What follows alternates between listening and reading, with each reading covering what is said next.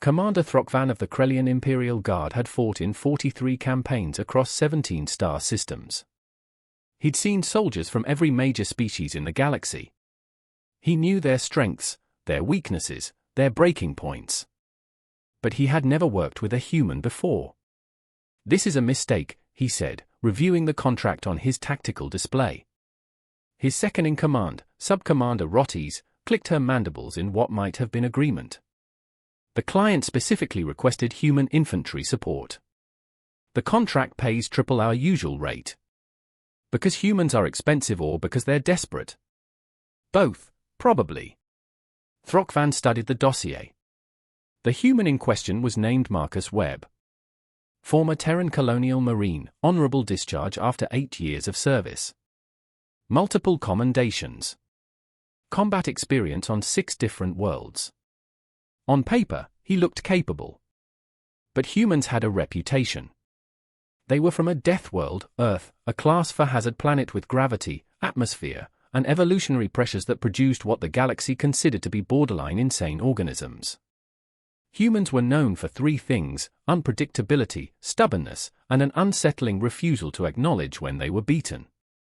How much combat experience do we have with humans in the field? Throk'van asked. Rotties checked her files. Limited.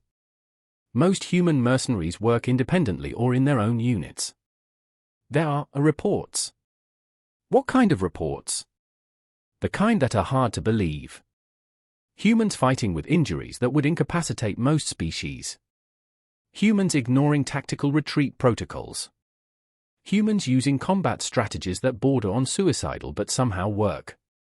Suicidal strategies that work, Throk'van repeated. That's a contradiction. With humans, apparently not. The meeting was scheduled for 0600 hours at the staging area. Throk'van arrived early, as was his habit, to assess the new addition to his team before the formal introduction. The human was already there. Webb stood in the equipment bay, running through what appeared to be a pre-combat check of his gear. He was smaller than Throk'van expected. Most species that survived class for death worlds were massive, armored, built for pure survival. Webb was barely 1.8 meters tall, compact, with a lean build that suggested speed over power. But the way he moved was interesting. Efficient. No wasted motion.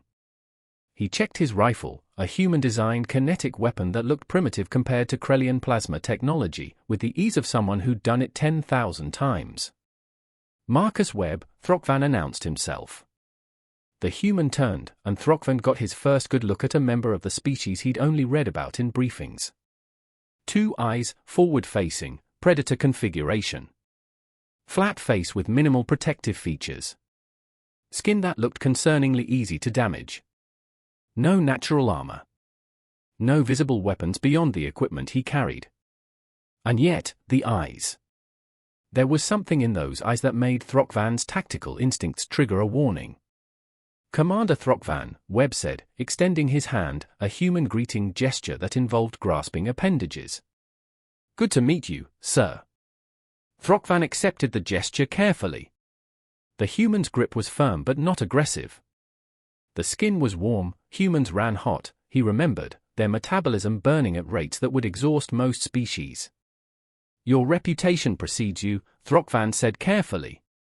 Webb smiled, a gesture that involved showing teeth, which Throk'van's instincts interpreted as a threat display even though he knew intellectually it was meant to be friendly. I hope that's a good thing, sir. That remains to be seen. This mission is straightforward. We're providing security for a colonial supply convoy through the Ashak disputed zone.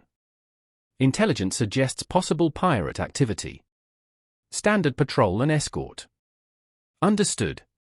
What's my role in the squad? That's what concerns me.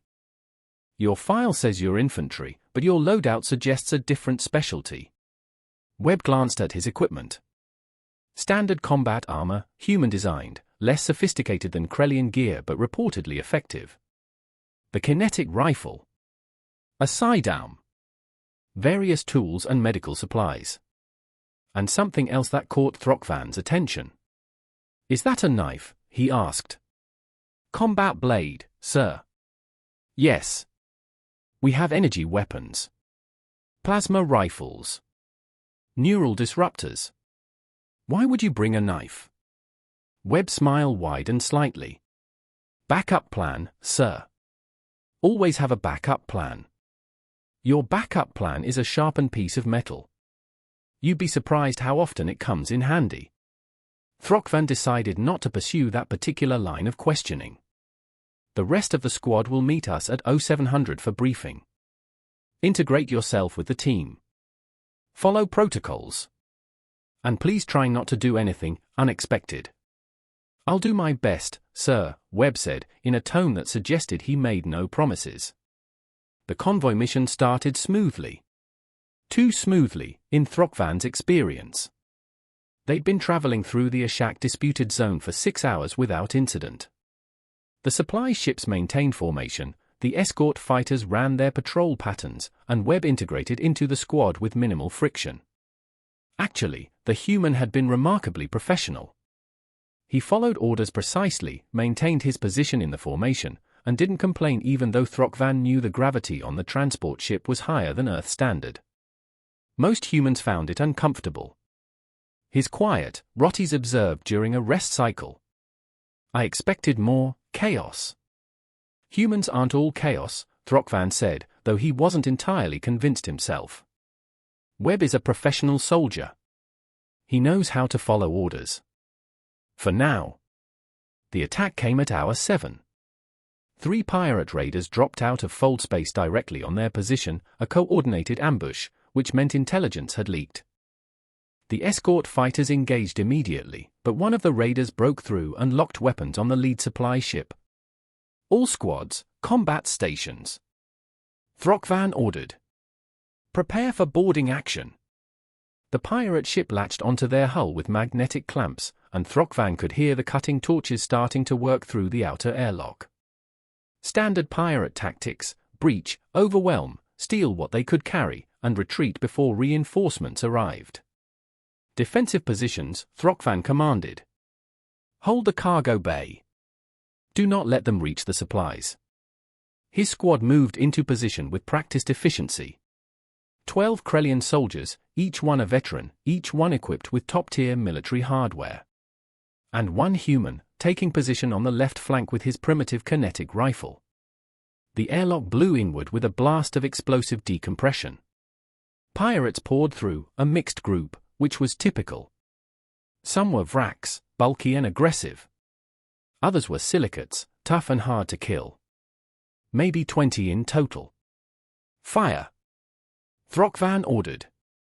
Plasma bolts lit up the cargo bay. The pirates had shields, not great ones, but enough to absorb the first volley. They returned fire, forcing Throk'van's squad to take cover behind cargo containers. This was going to be a grinding firefight, Throk'van knew. Eventually his squad would win through superior training and equipment, but it would take time and potentially casualties. Then he heard a sound he hadn't expected. A single sharp crack. Not the hum of plasma. Not the whine of energy weapons. The sound of Marcus Webb's kinetic rifle. One of the Vraks pirates dropped, a hole punched clean through his shield and armor. Another crack. Another pirate down. Webb wasn't taking cover. He was advancing, moving forward into the firefight with his rifle raised, firing with mechanical precision. Each shot found a target. Each target went down. Webb. Fall back to defensive position. Throk'van ordered. The human didn't respond. Or rather, he responded by accelerating. He was running now. Actually running forward into a firefight, which violated every tactical doctrine Throk'van had ever studied. You advanced under covering fire. You moved tactically, using terrain and suppression. You did not charge directly at the enemy. But Webb was doing exactly that. A silicate pirate targeted him with a plasma rifle. The shot should have ended the advance. Should have dropped the human. Webb twisted sideways mid-run. The plasma bolt missed by centimeters, close enough that Throk'van could see the human's armor scorch from the near miss. Webb didn't slow down. He fired 3 shots in rapid succession, all 3 hit the silicate's weapon, destroying it. Then he closed the distance and hit the pirate with the butt of his rifle hard enough to crack the silicate's crystal carapace. "What is he doing?" Rotties hissed. "I have no idea," Throk'van admitted. The pirates were panicking now. They'd expected a defensive firefight. They hadn't expected a human coming at them like a missile. Webb reached melee range, which should have been suicide. But his combat blade was out now, and Throk'van watched in fascination as the human moved through the pirates with a fluidity that seemed impossible for a species without natural weapons. He cut. He stabbed. He used the knife and his rifle interchangeably, switching between ranged and melee combat with no apparent transition. When a Vrax twice his size tried to grapple him, Webb used the momentum to throw the pirate into 2 of his companions. "Should we help him?" one of Throk'van's soldiers asked. "I don't think he needs it," Throk'van said slowly. The fight lasted another 90 seconds. When it was over, 15 pirates were down or incapacitated. The remaining 5 had retreated back to their ship, which was already detaching from the hull in a hasty escape. Marcus Webb stood in the center of the cargo bay, breathing hard but otherwise unharmed. His armor was scorched in 3 places. His rifle had a crack in the stock. His knife was covered in various colors of blood from different alien biologies. He looked, Throk'van thought, entirely too pleased with himself. "Webb," Throk'van said carefully. "Report." The human turned, and that unsettling smile was back. "Hostiles neutralized, sir. Cargo bay secure." "You charged them?" "Yes, sir." "You charged into a defensive firefight with superior numbers." "They weren't expecting it, sir. Gave us the advantage."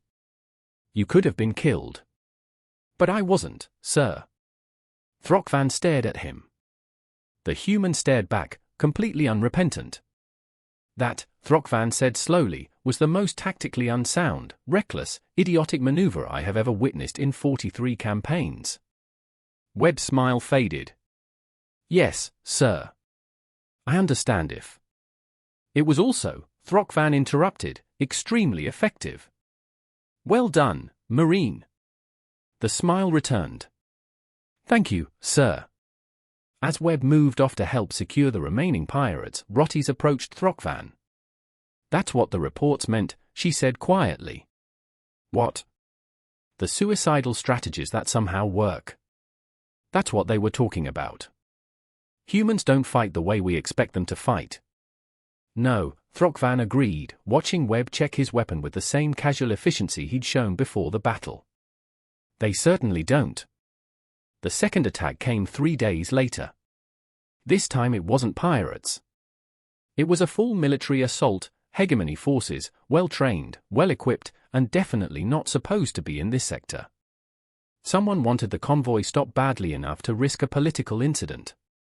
"This is above our pay grade," Rotties said as their sensors lit up with incoming warships. "Agreed," Throk'van said. "But we're contracted to defend the convoy, and that's what we'll do. All fighters, engage at maximum range. Ground forces, prepare for boarding on all vessels." The space battle was brief and brutal. But the convoy's escort pilots were good. They managed to disable 1 hegemony frigate and damage 2 others before the remaining ships broke through the defensive screen. 4 ships latched onto various parts of the convoy. Throk'van's squad was assigned to defend the main supply vessel, the largest target and the most valuable. The hegemony troops that came through the breach were nothing like the pirates. These were professionals. Armored, disciplined, moving with tactical precision. Throk'van's squad met them in a controlled firefight, trading volleys while maintaining defensive positions. It was textbook military engagement. Both sides taking cover. Both sides maneuvering for advantage. Both sides following established combat doctrine. Then the plasma grenade landed directly in the middle of Throk'van's defensive line. Time seemed to slow. Throk'van saw the grenade. Saw his soldiers diving for cover. Knew mathematically that at least 3 of them wouldn't make it clear of the blast radius. And then Marcus Webb was there. The human must have been moving before the grenade even hit the ground. He covered the distance impossibly fast, scooped up the grenade in both hands, and threw himself toward the nearest cargo container. He almost made it. The grenade detonated just as he released it. The blast threw him backward, his armor smoking, his body hitting the deck with a sickening impact. "Webb!" Throk'van ordered. "Medical team, now!" But even as he gave the order, he saw movement. Webb was getting up. No. That wasn't possible. That blast should have killed him. At minimum, it should have knocked him unconscious. His armor was half melted. There was blood, human blood, bright red and disturbingly vibrant, seeping from at least 3 visible wounds. And he was getting up. "Stay down!" Throk'van ordered. "You're injured. Medical is on the way." Webb shook his head, a gesture Throk'van had learned meant negation among humans. The human retrieved his rifle, checked it with those same efficient movements, and took up a firing position. "With respect, sir," Webb said, his voice tight with obvious pain, "I can still fight." "You're bleeding." "Yes, sir." "I'm aware. You took a plasma blast at close range." "Not the first time, sir. Won't be the last." And then he started firing. Each shot precise. Each shot calculated. As if he hadn't just absorbed an explosion that should have liquefied his internal organs. Throk'van had read about human physiology. Knew intellectually about their redundant systems, their remarkable healing factors, their pain tolerance evolved from living on a death world. But reading about it and seeing it were 2 entirely different things. Webb was fighting with broken ribs. Throk'van could tell from the way he moved, the way he favored his left side. Probably internal bleeding too. Maybe a concussion. Definitely burns that would require extensive medical treatment. And he was fighting as effectively as he had before the injury. "This is insane," Rotties whispered. "This is human," Throk'van corrected. The firefight continued for another 10 minutes. The hegemony forces were professional, but they hadn't counted on the convoy's defenders being this stubborn. And they definitely hadn't counted on a human who refused to acknowledge that he should be unconscious or dead. When the medical team finally arrived, they had to physically restrain Webb to get him to accept treatment. "Sir, I can still," he protested as they loaded him onto a stretcher. "Marine, you have done more than enough," Throk'van said firmly. "Stand down." "That's an order." "Yes, sir," Webb said reluctantly. Then, as they carried him toward the medical bay, "Did we win, sir?" "Yes, Webb. We won." "Good. That's good." The human passed out then, his body finally admitting what his mind had refused to accept. The medical report made Throk'van's armored hide crawl. 3 cracked ribs. 2nd-degree burns across 30% of his body. Moderate concussion. Internal bruising. Minor shrapnel wounds. Blood loss equivalent to 15% of total volume. And Marcus Webb had continued fighting for 10 minutes with those injuries. "How is this possible?" Throk'van asked the medical officer, a Pelthian with extensive experience in multispecies biology. "Humans have remarkable adaptive biology," the officer explained. "Their cardiovascular system is particularly resilient. Even with significant blood loss, they can maintain consciousness through vasoconstriction and adrenaline response. The concussion is concerning, but human brains are cushioned in fluid specifically to absorb impacts. Evolution on a high-gravity death world means their bone structure is dense. Those cracked ribs, while painful, don't compromise structural integrity the way they would in other species." "What about the pain?" That's where it gets interesting. Humans have a remarkable pain tolerance, but more importantly, they can compartmentalize it. The brain continues to function even while acknowledging significant tissue damage. It's a survival mechanism. When you evolve on a planet trying to kill you, you develop the ability to keep moving even when injured. Will he recover? Oh, certainly. Humans heal quickly, too. Give him 3 days of treatment and he'll be combat ready. Give him a week and you'd barely know he was injured. Throk'van visited the medical bay later that day.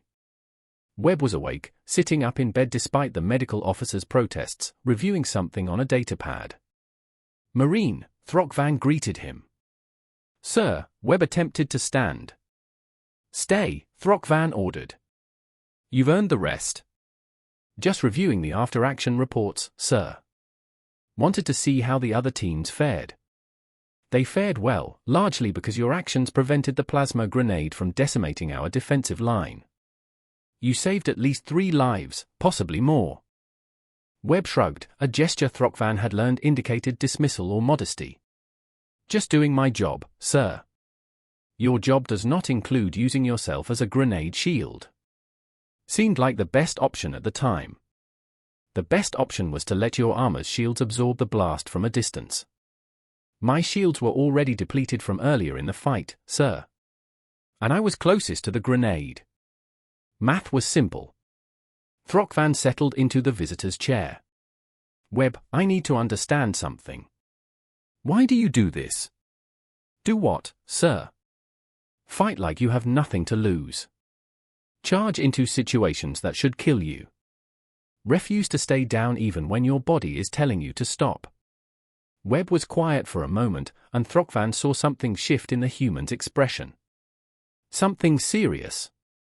"Can I speak freely, sir? Please?"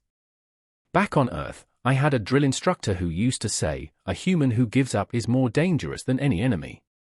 Took me years to understand what he meant." "Explain." "Most species in the galaxy are smarter than us. Stronger. Better equipped. More advanced. Humans don't have natural weapons, no armor, no size advantage. We should have died out as a species 100,000 years ago. But you didn't." "No, sir. We didn't." "And you know why?" "Because we're too stupid to know when we're beaten. A Krellian soldier will make the logical tactical decision to retreat when the odds are against them. A human will look at those same odds and think, yeah, but what if I just try anyway?" Throk'van's mandibles clicked in what might have been amusement. "That sounds like a recipe for extinction, not survival." "Should be. But here's the thing, sometimes, just trying anyway works. Sometimes refusing to acknowledge that you're beaten is enough to turn the tide. And even when it doesn't work, even when the human dies trying, they make it so expensive for the enemy that the next human has a better chance. That's a grim philosophy." "It's a human philosophy, sir. We didn't survive Earth by being smart or strong. We survived by being stubborn. By refusing to quit. By getting back up every single time the world knocked us down." Webb leaned back against his pillow, wincing slightly from the movement. "You asked why I fight the way I do. It's because that's how humans fight. We don't calculate odds. We don't make the logical choice. We make the choice that says, I'm still here, I'm still fighting, and you're going to have to work a lot harder to put me down." Throk'van considered this. "Do you know what my people call humans?" "I've heard a few names, sir. The ones we use officially translate to persistent allies or reliable companions. But among the soldiers, we have a different name." "What's that?" "The ones who won't stay down." It said with respect, Webb. And a fair amount of fear. Webb smiled that unsettling tooth-showing smile. "Fear's healthy, sir. Keeps you sharp." "Indeed." Throk'van stood to leave. "Rest, Marine. The convoy arrives at the colony in 4 days. I expect you'll insist on being present for the final approach." "Wouldn't miss it, sir." As Throk'van left the medical bay, he passed Rotties in the corridor. "How is he?" she asked. "Injured, healing, and planning to return to duty as soon as medically possible." "Of course he is." Rotties paused. "Commander, I've been reviewing the contract for our next assignment. The client is offering quadruple rates for human-inclusive teams. Because we now have a reputation. Because humans have a reputation. And apparently, Having one on your team significantly increases survival odds and mission success rates. Throk'van thought about Webb. About the impossible things he'd witnessed in just 1 week. About a species that had conquered their own death world through sheer stubborn refusal to accept defeat. Contact Webb when he's cleared for duty, Throk'van said. Offer him a permanent position with the unit. Senior Combat Specialist. Full benefits. Hazard pay. He'll accept. He's human, Throk'van said. He'll probably ask if we have anything more dangerous available. The briefing room was full. Throk'van's unit had grown, 2 more humans had joined after Webb's reputation spread. Sarah Chen, a combat medic. James Torres, a demolitions expert. Both Death Worlders. Both carrying that same unsettling mix of competence and borderline suicidal courage. This contract is high risk, Throk'van explained to the assembled squad. Corporate warfare. Industrial espionage. The enemy is well-funded, well-trained, and expects professional opposition. Sounds fun, Torres said with that human smile. They're not expecting humans, Throk'van continued. Intelligence suggests they've prepared for conventional Krellian tactics. Defensive positions. Calculated firefights. Standard doctrine. Webb, fully healed and looking disturbingly eager, leaned forward. So what's our approach, sir? Throk'van allowed himself what humans called a smile, a gesture he'd learned from working with them for 6 months. I thought we might try something unconventional, he said. Something human.